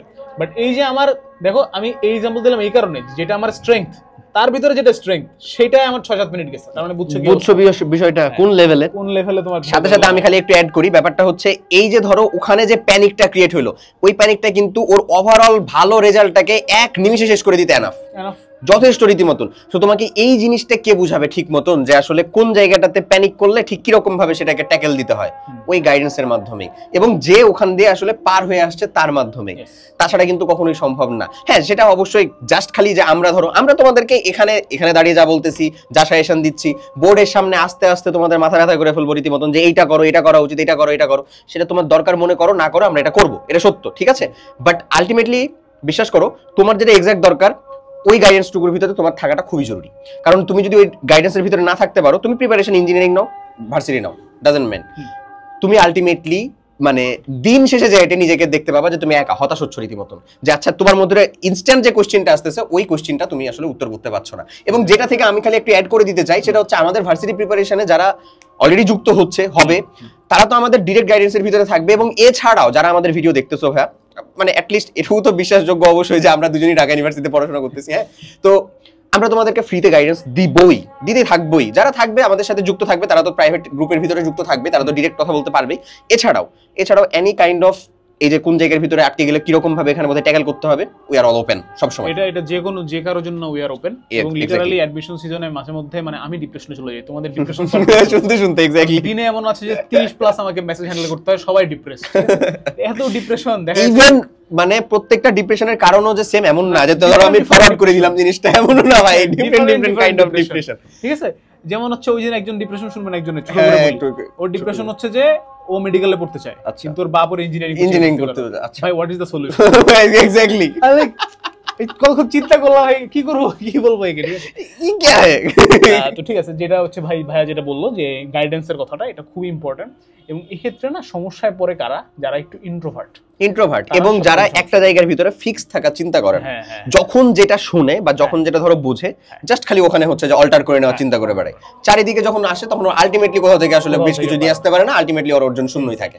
আচ্ছা, তো এই ক্ষেত্রে আমরা তো সাজেশন দিবই, আমরা তো তোমাদের গাইডলাইন দিবই, আমাদের ইনবক্স সবসময় তোমাদের জন্য খোলা, বাট একবারে কোশ্চেনটা কইরো, ঠিক আছে? হাই ভাইয়া লিখে বসে থাকো না, হ্যাঁ এটাই কথা, এটা বেটার। এছাড়া আরেকটা জিনিস হচ্ছে, তোমরা তোমাদের এলাকার, তোমাদের আশেপাশের, এটা একদম মানে ভাই লেভেলে সাজেশন দিচ্ছি তোমাকে, তোমার আশেপাশে এরকম লোক খুঁজে বাইর করো যে ঢাবিতে পড়বে, বুয়েটে পড়ে, ঠিক আছে? তোমার যেটা টার্গেট সেখানে পড়লে যে সিচুয়েশনগুলো হ্যান্ডেল করে গেছে আসলে। এবং ইভেন নট নেসেসারিলি ঢাবি বুয়েটে পড়তে হবে, যার টার্গেট ঢাবি বা বুয়েট ছিল তাকে খুঁজে বার করো, অন্য কোথাও পড়তেছে সে নিশ্চয়ই ভুল করছে। যেমন আমি বুয়েটে গিয়ে ভুল করছি বললাম না, ম্যাথে যে ফোকাস করতে যে ধরা খাইছি, এই যে ভুলগুলো বললাম তোমাদের হেল্প হইছে না?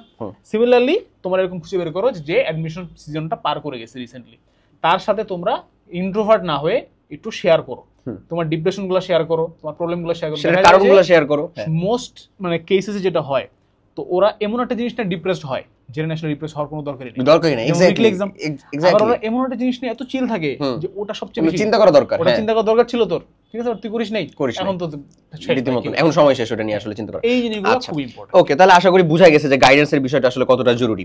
আমি এখানে আরেকটা কোশ্চেন করব, যেটা সব থেকে মানে কি বলবো একেবারে হট কোশ্চেন বলা যেতে পারে, সেটা হচ্ছে ভাইয়া, যে রেজাল্ট হইছে সেই রেজাল্টে আলহামদুলিল্লাহ আপনি সন্তুষ্ট, আমি বুঝলাম যে আলহামদুলিল্লাহ আমরা সন্তুষ্ট, বাট আমাদের একটা টার্গেট ছিল, আমি সেই জায়গাটার ভিতরে ফার্স্ট জায়গার ভিতরে আসলে যে পৌঁছাতে পারি নাই। সো আমি আসলে এখানে স্পেসিফিক যদি কিছু যে ভুলটা আমি আসলে অ্যাডমিশন লাইফে করছি, এগুলা যদি আসলে আমার যে স্টুডেন্ট মানে প্যানেল আছে তাদের সাথে যদি শেয়ার করি, যে এই ভুলটার জন্য আমার কাছে মনে হয় যে আমি যে পজিশনে আছি, মানে যেটা আমি থেকে আসলে মিস করছি সেখানেও ইনশাআল্লাহ যেতে পারতাম, অথবা আমি যে পজিশনে আছি তার থেকে বোধহয় আরো ভালো পজিশনে যেতে পারতাম, এরকম যদি কিছু স্পেসিফিক ভুলের কথা। আমার জন্য এক নম্বর ভুল হচ্ছে আমি প্রচুর ক্লাস করছি, অতিরিক্ত পরিমাণে ক্লাস করছি। যেমনটা আমি বললাম শুরুতে, আমি তুকুর ব্যাচের স্টুডেন্ট ছিলাম, এরপরে আমাদের আবার কোভিড অ্যাটাক করছিল মাঝখান দিয়ে, অল্প করে একটু কোভিড ছিল, এর ফলে হচ্ছে গিয়ে অনলাইনে হয়তো মাঝখানে ক্লাসগুলো লং ক্লাস করতে, বিশাল ক্লাস হইতো, প্লাস তখন এডটেক গুলা মাত্র আসতে শুরু করছে, কেবল হচ্ছে যে হ্যাঁ বিস্ফোরণ করা শুরু হইছে, ব্যাপারটা এরকম, প্রচুর ক্লাস হইতো। আমি প্রচুর ক্লাস করছি ভাই, সত্য কথা বলতে অ্যাডমিশন লাইফে অ্যাডমিশন সিজনে তুমি নতুন কিছু শিখতে পারবা না, শুধু তুমি টেকনিক হয়তো শিখতে পারবা, ট্রিক হয়তো শিখতে পারবা, বাট নতুন করে কোনো কনসেপ্ট তুমি যদি এইচএসসি তে না বুঝে থাকো, অ্যাডমিশন লাইফে বোঝাটা খুবই মুশকিল। তো এখন আমার ক্ষেত্রে যেটা বলেছে, আমার কাছে মনে হচ্ছে যে আমি যদি যেই টাইম আমি ক্লাস করছি তার 50% টাইম যদি আমি কম ক্লাস করে ওই টাইমটা যদি প্র্যাকটিস দিতাম, তাহলে আমার জন্য অনেক বেটার হতো। কারণ বুয়েটে আমার কাছে যেটা মনে হয়েছে যে বুয়েটেই তো আসলে চান্স পাইনি, এছাড়া আমার সব জায়গায় চান্স হয়েছে, যেখানে পরীক্ষা দিচ্ছি, তো যেখানে পরীক্ষা দিচ্ছি সব জায়গায় হয়েছে, বুয়েটে হয় নাই। তো আমার কাছে যেটা মনে হয়েছে যে একটু আউট অফ দ্য বক্স যে কোশ্চেনগুলো ছিল ওগুলোতে আমি হয়তো বা আরো বেটার পারফর্ম করতে পারতাম যদি আমি এর আগে এরকম out of the box question আরো বেশি প্র্যাকটিস করে আসতাম। এমনিতে আমি করছি, নট লাইক আমি করি নাই, I took my best preparation, but এটা একটা জিনিস হয়তো বা ছিল যে আরো বেশি করা উচিত ছিল, প্র্যাকটিস আমরা এটাকে তাহলে দিব আর কি। আরেকটা জিনিস হচ্ছে কি, আমি তোমাদেরকে সবসময় বলি, যে কোনো কিছু তুমি যদি না দেখবা যে এটা যে কোনো জায়গাতে, যে কোনো স্পোর্টসেও মাঝে মধ্যে দেখবা যে বাংলাদেশে খেলা, যেমন আমরা বলি না ভাই যেই ম্যাচে বেশি অ্যান্টিসিপেশন থাকে, আজকে সেমিফাইনাল খেলা ইন্ডিয়ার সাথে, রাতে ঘুমোচ্ছে না সবাই, ওটা শিওর হারবে, শিওর, এটা গ্যারান্টি, ঠিক আছে? আমার আম্মু বলে যে আজকে তো তোমরা সারাদিন বসে আসো না, সকাল থেকে খেলা দেখো না, আজকে হারবে। ভাই প্লিজ বাংলাদেশের খেলার টপিকটা ভাই প্লিজ একটু যদি চেঞ্জ করা যেত ভাই, আমি ডিপ্রেশনে চলে যাচ্ছি ভাই, প্লিজ ভাই। ওকে, সো তোমরা যদি দেখা যায় কি অ্যাডমিশন মানে তোমরা স্বপ্নগুলো এত বড় দেখে ফেলো ভাই, আবেগের জায়গা, এটার জন্য সম্ভবত আমরা টেকরাও দায়ী, টিচাররাও দায়ী।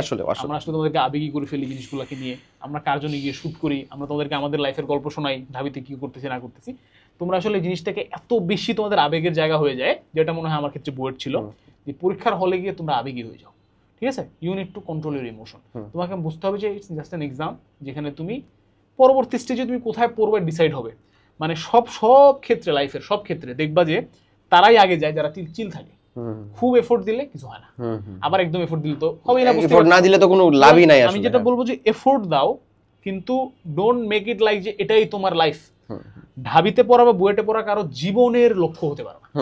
তার তোমার এইম ইন লাইফ ঢাবিতে পড়া হতে পারে না। তোমার এইম ইন লাইফ হতে পারে ইঞ্জিনিয়ার হওয়া, তোমার এইম ইন লাইফ হতে পারে এনিথিং, ডাক্তার হওয়া, হোয়াটএভার, বা ফার্মেসি নিয়ে পড়া বা কর্পোরেটে জব করা, anything that can be aim in life. মানুষের এইম ইন লাইফ হচ্ছে ঢাবি। ঠিক আছে, মানে তুমি যে কাভার পিক দিচ্ছ, তোমাদের ইন্সপিরেশনের জন্য দিচ্ছ, বুঝতে পারছি, বাট এই যে ইমোশনগুলো পরীক্ষার হলে গিয়ে হিট করে।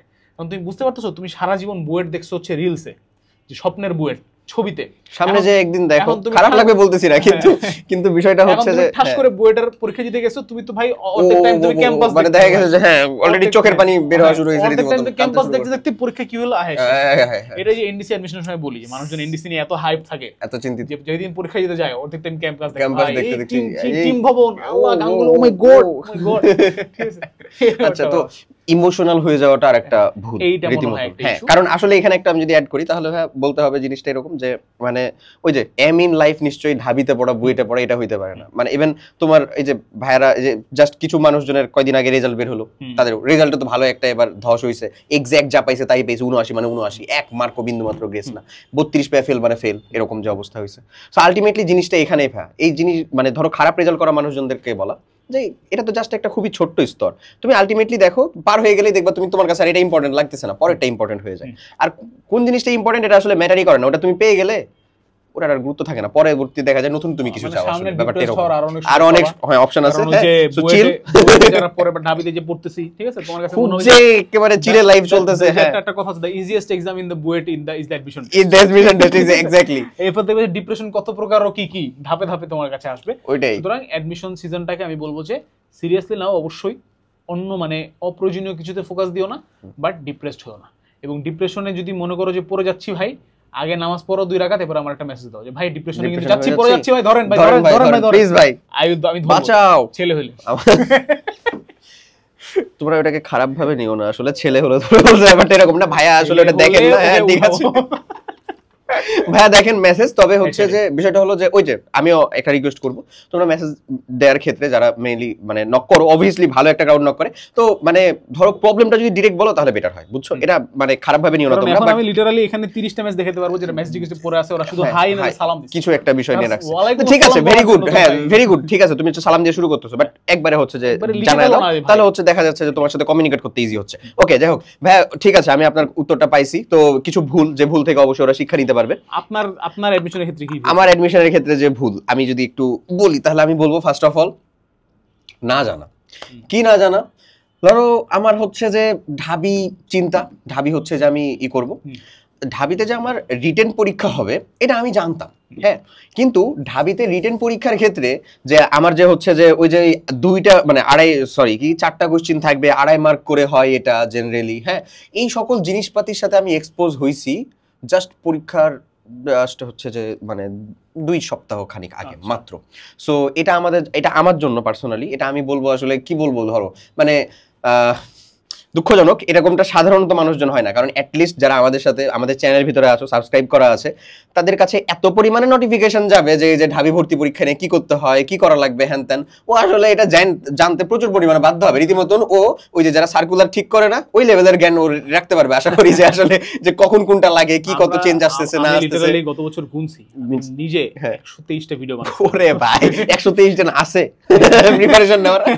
আমি একা সব মিলে, তার ভিতরে তো আরো আছে, তো আছে, আশিক ভাই বানাইছে, আনাস ভাই বানাইছে, আছেই তো, কোনো কথা নাই, 500 ভিডিও গেছে চ্যানেল থেকে। আচ্ছা, আরেকটা জিনিস খুব গুরুত্বপূর্ণ ভাই, যেটার কথা বললাম, প্রত্যয় ভাই বললো লো কনফিডেন্স বা হচ্ছে ইমোশনাল হয়ে যাও, ওইটা একটা ঠিক একই রকম ভাবে আমি এই জিনিসটাকে একটু উপরের দিকে নিয়ে যাব, ওভার কনফিডেন্সও তোমাকে হচ্ছে যে কিল করতে পারে রীতিমতন এই জায়গাতে। যেমন আমার ক্ষেত্রে যে জিনিসটা ঘটছিল, আমি হচ্ছে ঢাবি পরীক্ষা দিলাম, তারপরেই ছিল আমার রাবি পরীক্ষা আমি দিলাম, আমি রাবি পরীক্ষাটা খুব বেশি সিরিয়াসলি দিতে পারি না, মানে দেই নাই, সিরিয়াসনেস আসে নাই। রাবি পরীক্ষা দিলাম, আমার রেজাল্ট হলো তার একদিন পরে রাবিতে সিরিয়াল চলে আসলো এবং মাশাআল্লাহ ভালো সিরিয়াল। আমি তো পুরাই অবাক, আরে কেমনে আসলো। তারপরে তারপরে আমার বুয়েট প্রিলি হলো, তখনও কিন্তু আমার হচ্ছে যে ঢাবির রেজাল্ট হয় না। ঢাবির রেজাল্টে কিন্তু ভাই টাইম লাগে, মিনিমাম 1 মাস মতন অবভিয়াসলি টাইম লাগে। আচ্ছা, তো ভাই এখানে আরেকটা জিনিস না জানার ক্ষেত্রে আমি একটু জিনিসটা অ্যাড করতে চাই, সেটা হচ্ছে যে এই যে মানে এমসিকিউ এর ইম্পর্টেন্সটা ধরে নে। আমরা এমসিকিউটা আগে ওই ম্যাটটা দেখা হবে না, 1 থেকে 10,000 এর রিটেন খাতা দেখা হবে, ব্যাপারটা এরকম না। এমসিকিউতে মানে রিটেনে ধরো 40 পাইতো, রিটেনে 40 পাইলে এমসিকিউতে ধরে নাও তুমি হচ্ছে একটা ভালো মার্ক গ্র্যাব করলা, ধরে নাও আমি 30, কতর ভিতরে 60 এর ভিতরে, ওর চান্স পাক্কা 60 মার্কের কাছাকাছি পাইলে হচ্ছে দেখা যায় ইনশাআল্লাহ চলে আসে। কিন্তু তোর খাতা দেখা হবে না ভাই, বুঝছিস কি বললাম? কেন খাতা দেখা হবে না? কারণ 30 মার্ক পেয়ে তুই অন্তত 1 থেকে 10,000 এর ভিতরে আসতে পারবি না, এটা শিওর। দেখা যাবে যে অবভিয়াসলি এটার জন্য 40-45 মার্ক লাগে। এই জিনিসই ভাই, এটাও আমি জানতাম না। এটা আমি এক্সাম হলে গেছি যেদিন, সেদিন যায় আমার সামনে এক পাবলিক বসছে, ও আমারে বলে যে এরকম ঘটনা, তখন এক্সাম শুরু হয় নাই। পরে আমার হচ্ছে যে মোশাররফ করিমের মিমটার মতন পিছনে ওই হ্যারি পটারের ব্যাকগ্রাউন্ড মিউজিকটা বাজতেছে রীতিমতন হয়ে গেল যে কি হওয়া ভাই। তো দেখো, এটা আমি সম্পূর্ণ মানে খুব প্রাউডলি বলতেছি এমন না, এটা আমার অজ্ঞতা ছিল। হ্যাঁ, তো এই যে গাইডেন্সের উপকারিতা, এটার ভিতরে এটা একটা তোমাকে একেবারে পুঙ্খানুপুঙ্খভাবে বলে দেওয়া হবে যে দেখ এই জিনিসটা বোঝ, এটার ইম্পর্টেন্সটা বুঝতে শেখ। 1 থেকে 10,000 এর ভিতরে আসতে হবে আমার এমসিকিউ এর ভিতরে, নাহলে তো আমার খাতায় দেখা হবে না রিটেন। লাভ কি আমার রিটেনে ভালো করে, তারপরে না যে এটা আমার রিটেনটা চিন্তা করতে হবে। ওকে, আচ্ছা, সো এর ভিতরে আমি আরেকটা জিনিস বলবো পরে, আরেকটা ওভার কনফিডেন্স। বুয়েট প্রিলি দিলাম, বুয়েট প্রিলিটা অত ভালো হয় নাই, বুয়েট প্রিলিও ক্র্যাক হয়ে গেল। বুয়েট প্রিলি ক্র্যাক হয়ে যাওয়ার পরে এবার আমারে পাইকে মানে কাইন্ড অফ মনে হয় যে 2 হাত 2 পা, সাথে পিছনেও 2টা পাখার মতন কিছু একটা আছে, পা আর মাটির ভিতরে অলওয়েজ একটা গ্যাপ, এরকম একটা চিন্তা ধরো। আরে ওরার আলাদাই ওরা চলে আসছে, যেখানে দিব ওখানেই হয়ে যাবে। আরে কি যেখানে দিব সেখানে হয়ে যাবে। আরে বুয়েট রিটেন কিছু হইলো, আরে ঢাবি দিছি হয়ে গেছে। ঢাবির যেদিন রেজাল্ট আসে, হ্যাঁ ঢাবিতে তখন রেজাল্ট আসে নাই, ঢাবির যেদিন রেজাল্ট আসে সেদিন আমি মুখ থুবড়ে পড়লাম যাকে বলে। চান্সটা হয়ে গেছিল রীতিমতন, আল্লাহ বাঁচাইছে যাকে বলে। কেন মুখ থুবড়ে পড়লাম? কারণ আমি দেখলাম হাইয়েস্ট মার্ক আসছিল হচ্ছে 97 মার্ক, 100-র ভিতরে 97 মার্ক আসছে হাইয়েস্ট। তার মানে ও 120-এর ভিতরে কত পাইছে? 117। হিসাবটা এরকম। তো ভাই 0.25 মার্কের জন্য কত কত সিরিয়াল পিছায় যায়। সেখানে আমি ক্যালকুলেশন করে দেখছি আমার জিপিএ সহ মার্ক আসতে পারে 80-র কাছাকাছি হাইয়েস্ট, 80 থেকে 90-এর ভিতরে, এর বেশি না। তাহলে আমি কি জিন্দেগিতে ভাবতে পারি আমি 1815-এর ভিতরে সিরিয়াল পাবো? এত 10-12 মার্ক পিছায়া ডিফিকাল্ট রীতিমতন না। আমি সেদিন মুখ থুবড়ে পড়ছিলাম। পরে মানে কি বলবো, রীতিমতন কান্নাকাটির করার অবস্থা। তারপরে দেখলাম যে আলহামদুলিল্লাহ রেজাল্ট আসছে কোনো মতন, মানে আল্লাহ বাঁচাইছে ভাইয়া, সত্য কথা বলতেছি। তাই আমি তোমাদেরকে বলবো এই যে ওভার কনফিডেন্স, এই জিনিসটা এটা যেন না আসে। আবার লোয়ার কনফিডেন্স হওয়া যাবে না। এই যে মেডিকেল ভর্তি পরীক্ষা দেওয়ার পরে পরীক্ষার ক্ষেত্রে এরকম আসলো, সো তোমাকে তোমার আত্মীয় স্বজন বলো, রিলেটিভস বলো, গার্জিয়ান বলো, সবাই হচ্ছে যে কথা শোনাবেই ভাই, কোনো কিছু নাই। কারণ তারা 18-20 বছর ধরে তোর পিছনে ইনভেস্ট করতেছে, ওনারা একটু আশা করে না, এক্সপেকটেশন রাখে না? রাখেই তো। এটা হবেই ভাই। এটা নিয়ে তুমি ফেসবুকে 2টা পোস্ট করতে পারো, সমস্যা লাভ নাই, ঠিক আছে? ও মাই গড, আমার ফ্যামিলি তো টক্সিক, আমি কি করব ভাই? কেস করবা ভাবতেছো? ওই যে আচ্ছা ঠিক আছে, বাদ দিই আমরা, কেস করে দিও ভাই। আচ্ছা ভাই শেষ করা দরকার আজকে, আমরা দ্রুত শেষ করি। লাস্ট একটা জিনিস, কন্ট্রোভার্সিয়াল বাট জানা ভাই, জীবনে কি এই বুয়েট, ঢাবি, ডিএমসি এরই সব নাকি সব না? ডেফিনেটলি সব না, বাট এটা বেসিক্যালি আমি বললে মনে হয়, আমরা বললে বেটার, কারণ আমরা তো ঢাবিতে আছি। আমরা যদি বলি তার মানে তোমরা হয়তো কিছুটা হলে বিশ্বাস করতে পারবা হয়তোবা, কারণ ট্রাস্ট মি অন দিস। ঢাবিতে ধরো আমার ব্যাচের এক্সাম্পল দিই, ঠিক আছে? আমি কারণ নাম তো বলবো না অবভিয়াসলি। আমার ব্যাচে ধরো আমি 70 জন ঢুকছি। ওকে, রাইট নাও লাইফ নিয়ে সিরিয়াস, বা পড়াশোনা বাদ দে ভাই, লাইফ নিয়ে সিরিয়াস এরকম আছে ধরো 35 জন। বাকি 35 জন কি করতেছে আই হ্যাভ নো আইডিয়া। মানে অনেকে আছে ভাই পড়াশোনা করে না, দিনরাত টিউশন করে, ভালো টাকা কামাও, ওকে হ্যাঁ, তাও না ওদের টিউশনও পাওয়া যায় না, কিছুই করে না। ও যে কি করতেছো নিজেই জানে না, ও নিজেই জানে না। এই যে মনে করো যে একটা কাজ করে ভার্সিটি ডিপার্টমেন্ট এগুলাকে গালিগালাজ করে, এগুলা হ্যাঁ এক্স্যাক্টলি, আর কিছু মিম শেয়ার করে ফেসবুকে। না আর ওই যে আনাস ভাইয়ের আচ্ছা ঠিক আছে, ওকে আচ্ছা এই কাজ করে। এরা মনে করো কিন্তু দেশের সেরা মেধাবী না, ডিইউ ট্রিপলিতে চান্স পাওয়া কিন্তু ডেফিনেটলি মুখের কথা না। এবং এদের ম্যাক্সিমাম টার্গেট ছিল বুয়েট বা অন্যান্য ইঞ্জিনিয়ারিং, তারা পরে এখানে ডিইউ ট্রিপলিতে চান্স পাইছে, অথবা মেডিকেল আছে কিছু। তো তার মানে তোমরা বুঝতেছো যে তুমি যদি লাইফ নিয়ে সিরিয়াস না হও, তাহলে তোমাকে ডিইউ ট্রিপলি, বুয়েট, সিএসসি যা তোমার স্বপ্ন, যা তাহলে তোমার লিখে দিলাম, নে যা ইচ্ছা যাইটা বলবি সেটাই হয়ে যাবে, দিলাম। তাও তুমি যদি লাইফে যদি তুমি সিরিয়াস না হও, তুমি যদি ওইটাকে আঁকড়ে ধরে কাজ না করো, তাহলে আসলে লাভ নেই, ঠিক আছে? এটা হচ্ছে আলটিমেট থিং। মানে এই কথাটা হচ্ছে টাকা পয়সার ক্ষেত্রে এক্সাম্পল একটা শুনছিলাম অবশ্যই, হ্যাঁ, যে ধরো যে তুমি বললা যে আমার ভাই আমি তো বিজনেস করতে চাই, ধরো যে বাবাকে বললা বাবা আমি বিজনেস করতে চাই, বাবা বললো তো কত টাকা লাগবে বল, তুমি বললো 50 লাখ টাকা লাগবে, দিলাম 50 লাখ। তুমি যদি বিজনেসে সিরিয়াস না হও 50 লাখ টাকা তো 50 দিনে ভেঙে ফেলতে কোনো ব্যাপারই না, আর কম সময় ভাঙা যাবে, ঠিক আছে? তুমি যদি সিরিয়াস হও তোমারে 500 টাকা দিলে ওটা নিয়ে তুমি বিশাল এম্পায়ার দাঁড় করতে পারবে। সেম থিং হচ্ছে অ্যাডমিশনের সময় মনে রাখবা যে টার্গেট সবসময় আমরা বড় রাখবো। আমি বলতেছি না যে বুয়েট ঢাবি এগুলাই লাইফ না, তার মানে হচ্ছে টার্গেট আমরা রাখবো হচ্ছে আমার বাসার পাশে ন্যাশনাল কলেজ, ন্যাশনাল পরেও জীবন অনেক কিছু করা যাবে অবশ্যই। আমার টার্গেট থাকবে যদি ভার্সিটি হয় ঢাবি, ইঞ্জিনিয়ারিং হয় বুয়েট, মেডিকেল হলে ডিএমসি, আমি ভাই ওখানেই যাবো, টার্গেট থাকবে এটাই। না হলে তারপরটা পড়বো সমস্যা কি, পড়বো পাস করবো, জীবনে কিছু না কিছু করবো। এত প্যারা নিয়েও লাভ নাই, আবার এত স্ট্রেস নিয়েও লাভ নাই, চিল থাকো। ভাই কিন্তু বলছে একটা জিনিস তোমরা খেয়াল করছো কিনা, ভাই যে সমস্ত পরীক্ষা চিল করে দিচ্ছে ওগুলাতে চান্স পেয়েছে, হয়ে গেছে সবার আগে ভালো রেজাল্ট করছে। রাবিতে ভাই বলছে চিল করে দিছে, হয়ে গেছে। এরকম তো তোমরা চিল থাকো বাট সিরিয়াস থাকো। আচ্ছা আমি একটু অ্যাড করি জাস্ট, সেটা হচ্ছে যে আমার তুই তো ডিপার্টমেন্টের কথা শোনালি, আমি আমার ডিপার্টমেন্টের কথা শুনি। আমরা 50 জন ভর্তি হলাম ফার্স্ট ইয়ারে, সবাই খুব হচ্ছে যে প্রথম বর্ষ অবশ্যই কেমিস্ট্রি ল্যাবের টাইট্রেশন নিয়ে প্রুশিয়ান ব্লু কালার নিয়ে কার্জনের ছবি আর উমুকের জায়গার ছবি, আর আমাদের ওখানে আছে বিন্নিতলা এখানকার ছবি, হ্যান ত্যান কত ছবি, বৃষ্টিস্নাত ঢাবি। আচ্ছা যাক, এটা ফার্স্ট ইয়ারের ইমোশন, এটা কিচ্ছু বলার নাই। এখন আমার লিটারেলি 4 ব্যাচ জুনিয়রের মানুষজন আসছে, তারাও সেম টু সেম কাজ, ফ্রেন্ডস ফরএভার, 50টা মেসেঞ্জার আর হোয়াটসঅ্যাপ গ্রুপ, মাশাআল্লাহ।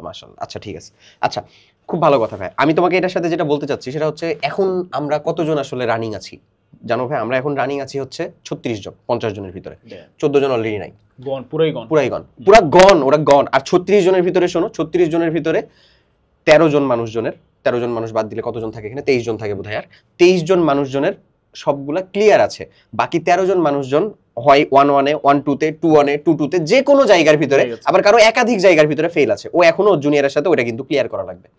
তুমি আমাকে একটা মানে সিম্পল জিনিস বুঝাতে ব্যর্থ হবা আর কি, অবশ্যই ব্যর্থ হবা, কারণ তুমি এখনো পর্যন্ত এখানে আসো নাই। সেটা হলো যে এরা দেশ সেরা মেধাবী ছিল না? একটা দেশ সেরা মেধাবী মানুষের মধ্যে কি এমন হয়ে যেতে পারে যে ও পরবর্তীতে এখানে এসে ফেল করে রীতিমতো? অ্যাটলিস্ট ফেল করা তো উচিত না, রেজাল্ট খারাপ হইলো মানলাম, ফেল করা তো বোধহয় উচিত না, কারণ ভার্সিটিতে তো ক্লাস মানে যাই হোক হয়, মানে সিজি4 পাওয়া যেমন কঠিন, ফেল করাও কিন্তু কঠিন ভাই, অবভিয়াসলি এটা কিন্তু মানতে হবে। ফেল করা কিন্তু কঠিন, ভালো রেজাল্ট করাও কঠিন, ফেল করা কঠিন। এভারেজটা সবাই কম বেশ হচ্ছে যে ক্র্যাক করে ফেলতে পারে। আচ্ছা তো যাক, আমি এখন ওখানে যাচ্ছি না, আমি তোমাদেরকে বলতে চাচ্ছি যে তুমি বলো আমার যে ফ্রেন্ডটা অন্য একটা মানে অন্য কোনো রিজিওনাল ভার্সিটিতে যে এটা হচ্ছে যে ভালো ফলাফল নিয়ে আছে, ভালো একটা ডিপ্লোমা পড়াশোনা করতেছে, ও কি আমার এই ঢাবিয়ান যে ছেলেটা হচ্ছে ফেল করে আছে থেকে কি ভালো অবস্থায় নাই? অবশ্যই আছে। তবে চাইলে কিন্তু যে কেউই হচ্ছে যে নিজের মানে যেটা নির্ধারিত জায়গা হয়ে আছে সেটাকে আবার এডিট করে ফেলতে পারে। কিসের মাধ্যমে? পরিশ্রমের মাধ্যমে। একটা কথা বলা হয় সেটা হচ্ছে যে আসলে তোমার সাথে কি ঘটবে, তোমার ভাগ্যে কি আছে সেটা অলরেডি স্ক্রিপ্টেড, সেটা পূর্ব নির্ধারিত। আমরা তাকদীরে বিশ্বাস করি, আমরা মুসলিম ধর্মাবলম্বী।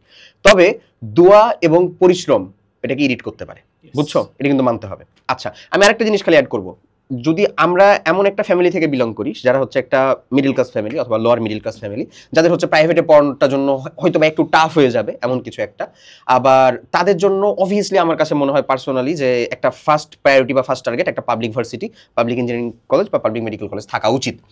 অ্যাটেম্পট তোমাকে সুযোগ দেওয়া হচ্ছে, তুমি কেন অ্যাটেম্প করো না? বাংলাদেশের পার্সপেক্টিভে তুমি চিন্তা করে দেখো, একটা প্রাইভেট জায়গাতে পড়তে তোমার 4 বছরে কতটা বেশি হচ্ছে যে ক্ষয়ক্ষতি হয়, মানে টাকা ফাইন্যান্সিয়ালের কথা বলতেছি আমি, কতটা বেশি লাগবে।